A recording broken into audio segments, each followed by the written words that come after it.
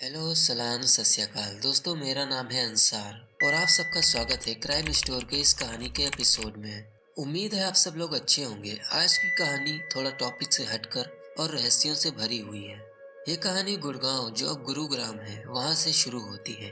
कहानी शुरू करूं उससे पहले आप सबका गुड़गांव की हिस्ट्री जानना बहुत जरूरी है। गुड़गांव एक ऐसा शहर जिसकी चकाचौंध को आप सबने देखा होगा।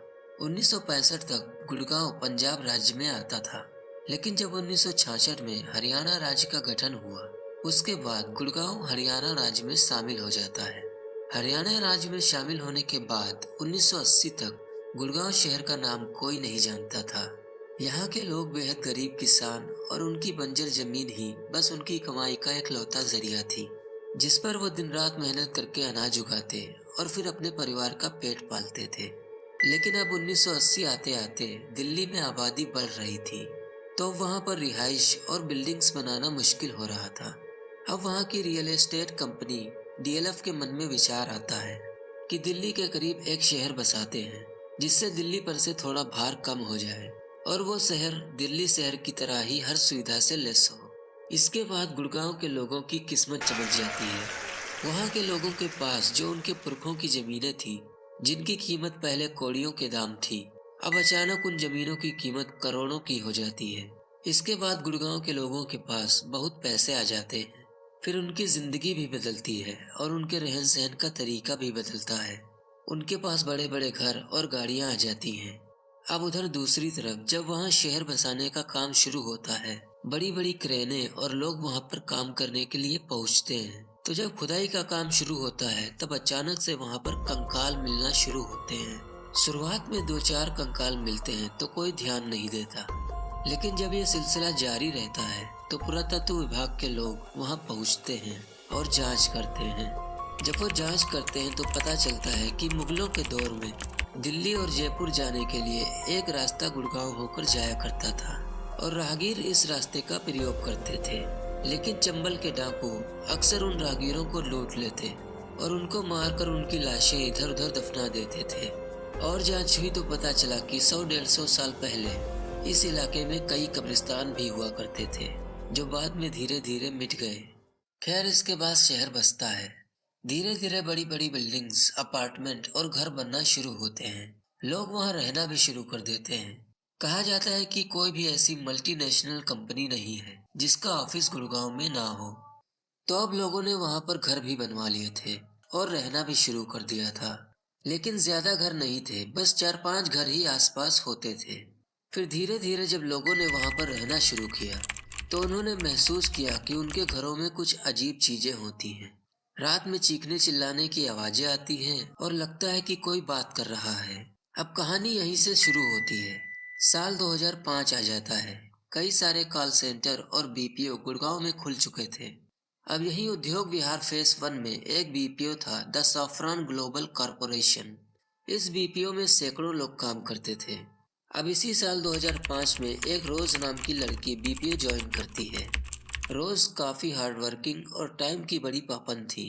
कुछ ही हफ्तों में वो एचआर और अपने सीनियर्स को काफी इम्प्रेस कर लेती है, क्योंकि उसको जो भी टास्क दिया जाता वो हर बार उसे वक्त से पहले पूरा कर लेती।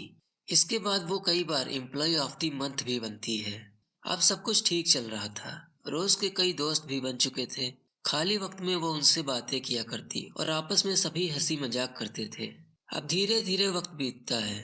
एक बार नाइट की शिफ्ट चल रही थी। उस रात करीब 12:30 बजे रोज को एक इनबाउंड कॉल आती है। वो कस्टमर से बात करना शुरू कर देती है। आमतौर पर इस तरह की कॉल ज्यादा से ज्यादा 5 से 10 मिनट तक चलती है, लेकिन उस रात रोज फोन पर लगभग 1 घंटे तक बात करती है।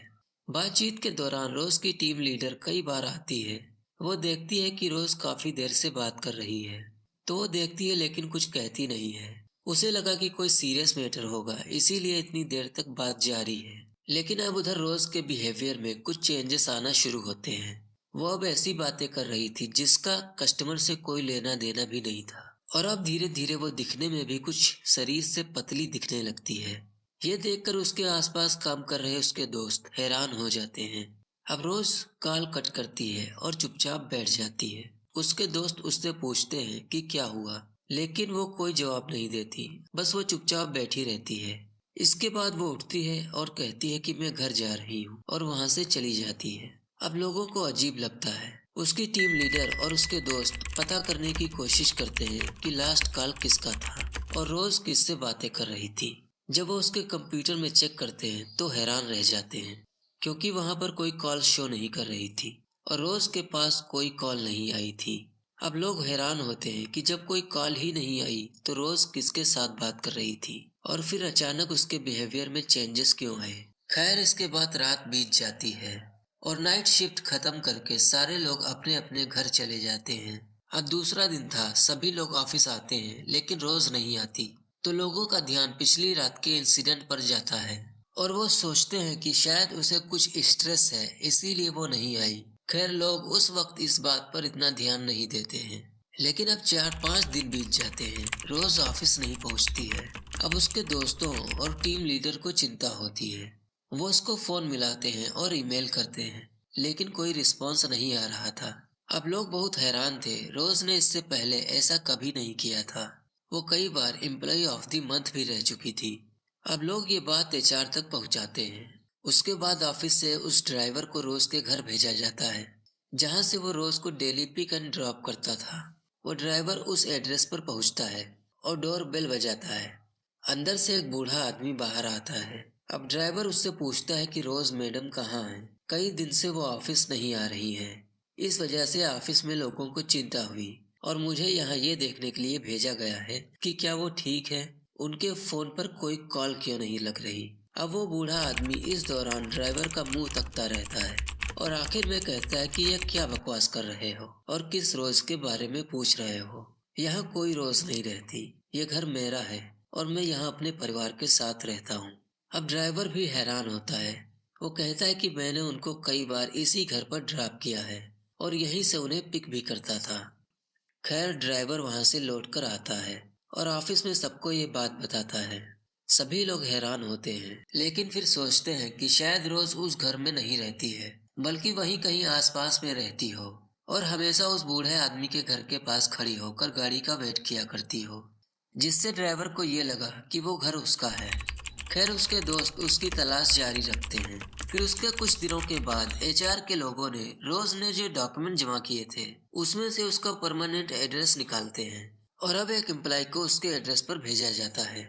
वहां वो रोज के माँ बाप से मिलता है, उनको पूरी बात बताता है कि रोज कई दिनों से ऑफिस नहीं आ रही है। वो एक रात अचानक ऑफिस छोड़कर चली आई थी। उसके बाद से उससे कोई कांटेक्ट नहीं हो पा रहा। गुड़गांव में जहां वो रहा करती थी, हमने बहुत कोशिश की, लेकिन वहां पर उसका कोई एड्रेस मिला ही नहीं। तो मैं यहाँ आया हूँ, मुझे बताइए कि रोज कहाँ है और कैसी है। उसके माँ बाप ये सुनकर हैरान हो जाते हैं और वो पूछते हैं कि वो कब से ऑफिस नहीं आई। तो वो एम्प्लॉय जवाब देता है कि लगभग 15 दिन हो गए हैं। फिर उसके माँ बाप जो बात कहते हैं उसे सुनकर वो एम्प्लॉय कांपने लगता है। वो कहते हैं कि रोज को मरे 8 साल हो गए हैं, आपको कोई गलतफहमी होगी। ये बात सुनकर वो एम्प्लॉय सन्न रह जाता है। उसको काटो तो खून नहीं वाला हाल होता है। लेकिन फिर वो सोचता है कि शायद किसी गलत घर में आ गए हैं। लेकिन वो साथ में रोज का आईडी कार्ड और फोटो भी लाया था। उसके माँ बाप ने देखा और वो पहचान जाते हैं। कहते हैं कि हाँ, ये रोज ही है। फिर उसके माँ बाप भी घर के अंदर से रोज की एक तस्वीर लाते हैं और उन लोगों को दिखाते हैं। दोनों तस्वीर एक ही लड़की की थी। उसके माँ बाप कहते हैं कि ये सब ठीक है, लेकिन ऐसा हो नहीं सकता कि वो 15 दिन पहले तक आपके बीपीओ में काम कर रही थी, क्योंकि उसकी मौत तो 8 साल पहले हो गई है। अब वो एम्प्लॉय भागकर ऑफिस पहुंचता है और एचआर और सीनियर्स को ये बात बताता है। अब धीरे धीरे ये बात ऑफिस में फैल जाती है। इसके बाद रोज के एक करीबी दोस्त को हार्ट अटैक पड़ता है और उसकी मौत हो जाती है। उसके कुछ और दोस्तों की दिमागी हालत बिगड़ने लगती है। अब वहाँ काम कर रहे लोगों में भी दहशत फैलने लगती है। अब आखिर में जो बात निकल कर आई वो ये थी कि ये बीपीओ एक कब्रिस्तान के ऊपर बना था और जब इसे बनाने के लिए खुदाई हो रही थी तो वहाँ पर से बहुत से कंकाल मिले थे। फिर कुछ और किस्से भी निकल कर बाहर आते हैं जो उस बीपीओ में काम कर रहे लोगों ने फेस किए थे। एक ने बताया कि एक दिन वो वॉशरूम में था और अचानक किसी के चीखने की आवाज आती है। वो भागकर बाहर जाता है और देखता है कि लेडीज बाथरूम से एक उसकी दोस्त भागती हुई निकलती है। वो उससे पूछता है कि क्या तुम चीखी थी? उसकी दोस्त ने कहा कि नहीं।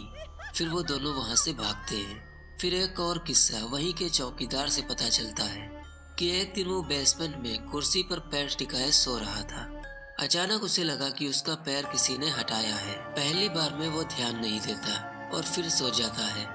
अब दूसरी बार उसे किसी ने उठाया और जोर से जमीन पर पटक देता है। उसके बाद वो बदहवास वहां से भागता हुआ बाहर आता है और लोगों को बताता है। उसके बाद वो उस बीपीओ में दोबारा कभी काम करने के लिए नहीं आया। लोगों का मानना है चूंकि यह बीपीओ एक कब्रिस्तान के ऊपर बना है, इसी वजह से वहां पर ऐसी पैरानॉर्मल एक्टिविटीज हो रही थी। लेकिन रोज का अचानक काम छोड़ना और उसके बाद पता चलना कि उसकी मौत तो 8 साल पहले हो चुकी है। इस घटना के बाद उस बीपीओ में काम कर रहे सभी लोगों में एक दहशत फैल जाती है और धीरे धीरे करके वो सभी वहां काम करना छोड़ देते हैं और आखिर में वो बीपीओ एक वीरान बिल्डिंग में बदल जाता है। तो ये आज भी एक रहस्य है कि एक लड़की जिसकी मौत 8 साल पहले हुई, वो महीनों तक एक कॉल सेंटर में काम करती है, हजारों कॉल उठाती है, हजारों लोगों से बात करती है, उनके मसले सुलझाती है, एम्प्लॉय ऑफ द मंथ का अवार्ड भी जीतती है और आखिर में पता चलता है कि वो तो एक मुर्दा है। और ये कहानी आज भी गुड़गांव के लोगों की जुबान पर है। लोग आज भी इस कहानी को सुनते और सुनाते हैं। तो ये थी आज की कहानी। कमेंट बॉक्स में ज़रूर बताएं कि आपको कहानी कैसी लगी। अगर पसंद आई हो तो इसे लाइक करें और अगर आपको क्राइम की कहानियाँ सुनना पसंद है तो मेरे इस चैनल को सब्सक्राइब कर लें। अब हमारी मुलाकात होगी कल किसी नई कहानी के साथ। तब तक अपना ख्याल रखें। Thank you very much.